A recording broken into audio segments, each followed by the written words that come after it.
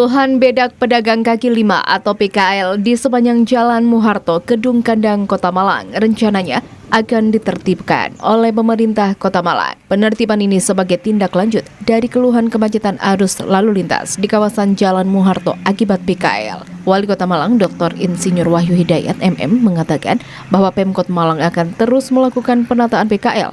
Namun, penertiban dinilai perlu dibarengi dengan skema penyelesaian yang lebih berkelanjutan. Wali Kota mengakui saat ini Pemkot Malang masih mencari skenario baru untuk penyelesaiannya. Dr. Insinyur Wahyu Hidayat MM juga meminta kesadaran dari PKL yang sebenarnya sudah mengetahui terkait dengan beberapa larangan-larangan lokasi berjualan.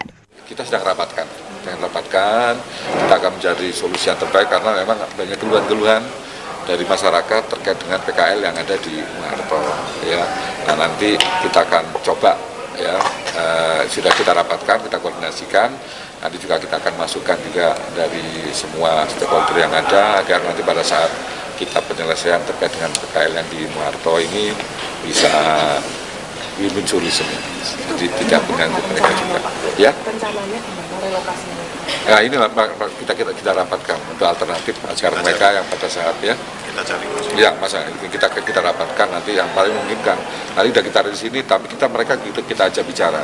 Jadi pada saat nanti ada eksekusi, mereka sudah paham yang nanti ada alokasinya di sini, nanti harus bagaimana dan bagaimana, itu kita rapatkan. Wali Kota menjelaskan bahwa Pemkot Malang ingin mencari pola penataan yang tidak sepenuhnya bergantung pada pembiayaan APBD. Dengan demikian, penanganan PKL tidak hanya berorientasi pada operasi penertiban, tetapi juga menjadi solusi yang dapat menekan pembiayaan pemerintah. Dari Kota Malang, Arista ATV melaporkan. Inilah video detik-detik polisi menangkap terduga pelaku penusukan temannya sendiri yang berujung korban meninggal dunia. Pelaku berinisial SP, asal Papua Selatan, cemburu kepada korban berinisial AVG.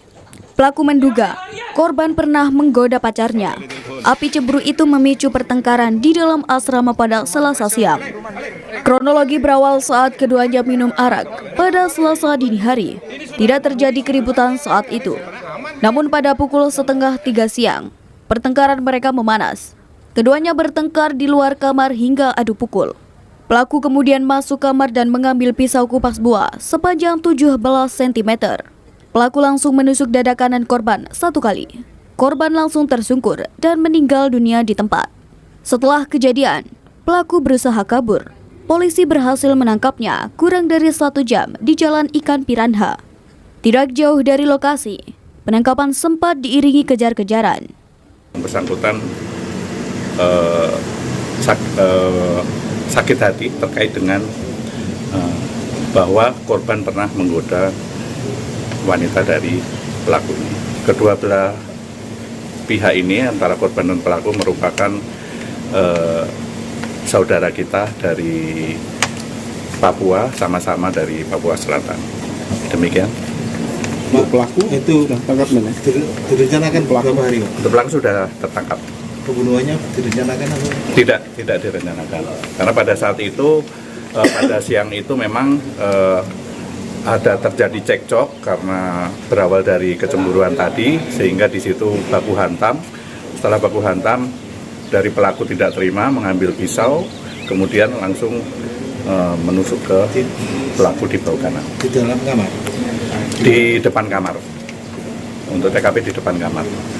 Untuk pisaunya itu didapatkan dari mana? Pisau pelaku? Iya. Pisau pelaku itu, pelaku mengambil pisaunya di kamar pelaku, itu pisau kupas buah. Sepanjang kurang lebih 17 cm. Berapa kali tusukan? 1 kali tusukan. Di bagian perut? Di bagian dada kanan. Meninggal di rumah sakit atau di TKP, Pak? Di TKP. Atas perbuatannya, pelaku dijerat pasal pembunuhan. Ancaman hukuman paling lama 15 tahun kurungan penjara. Jenazah korban saat ini sudah dibawa pulang ke Papua Selatan. Dari Kota Malang, Anas ATV melaporkan.